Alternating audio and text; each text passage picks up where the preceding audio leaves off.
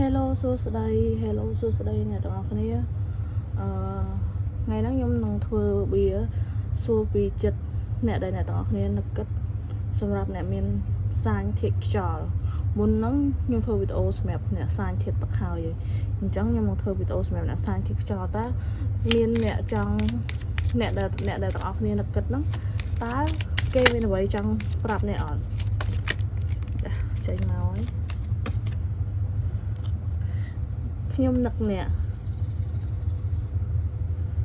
ប៉ុន្តែគាត់អត់ទាន់មកឥឡូវហ្នឹងឯងចឹងអាចមានន័យថាគាត់កំពុងតែជាប់ភារកិច្ចឬក៏នៅកន្លែងណាឆ្ងាយមួយអញ្ចឹងអាចខ្ញុំគិតថា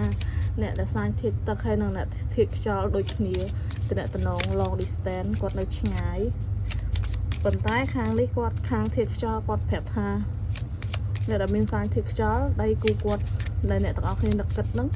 គាត់ប្រាប់ថាគាត់នឹកប៉ុន្តែឥឡូវគាត់អត់ទាន់អាចមកទេតែមានអីទៀតអត់គាត់យកសັບឃើញយើងរៀងរាល់យប់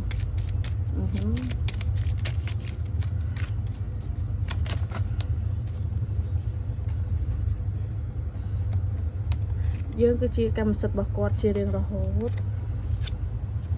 ហើយ you have be to pretend តែមានអីទៀតអត់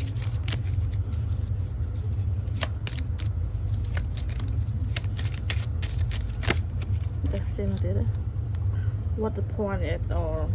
ខ្ញុំមានអារម្មណ៍ថាអ្នកដែលមានសាញធាតុខ្យល់អាចអ្នកទាំងអស់គ្នាកំពុងតែបែកគ្នាហើយ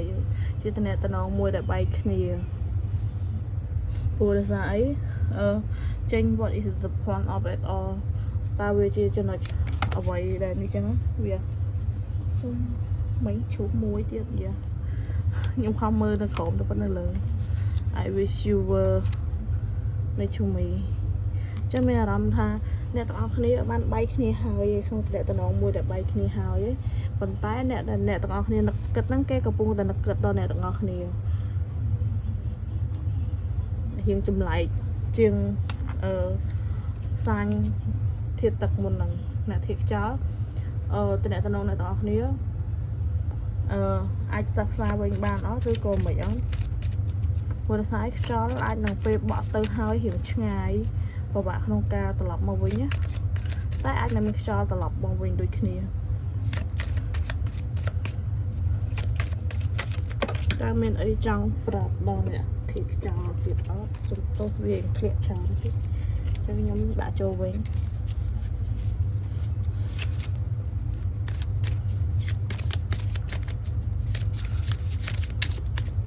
ដូចអត់ចង់ចេញដល់ពេលចេញច្រើនពេលចូល5-6ស្រុក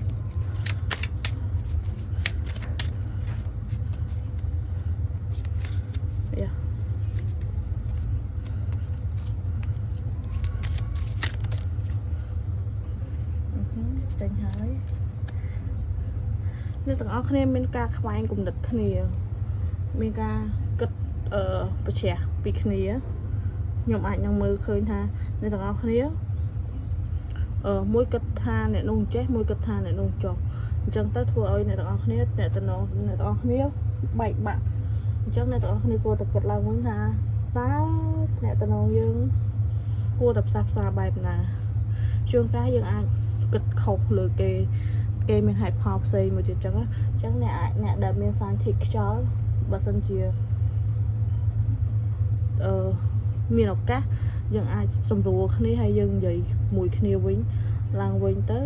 សួរថាហេតុអីរមូលហេតុរអីឲ្យច្បាស់លាស់អញ្ចឹងណាកុំឲ្យមានការស្ពៃស្ពិលព្រោះអ្នកទាំងអស់គ្នាឥឡូវហ្នឹងបែកគ្នាដោយសារតែការខ្វែងគំនិតគ្នាគឺមិនមែនដោយសារតែរឿងអីទេគឺដោយសារការខ្វែងគំនិតគ្នាអញ្ចឹងអ្នកទាំងអស់គ្នាអាចផ្សះផ្សាគ្នាវិញបានដោយគ្រាន់តែបកស្រាយហេតុផលរៀងខ្លួនទៅបើសិនជានឹកគ្នាមិនសេក្រគ្នាទៅអញ្ចឹងខ្ញុំវាអត់មានអីទេមានតែប៉ុណ្្នឹងទេសង្ឃឹមថាទាំងអស់គ្នានឹងជួបគ្នាវិញឆាប់ៗអញ្ចឹងណាបាយបាយ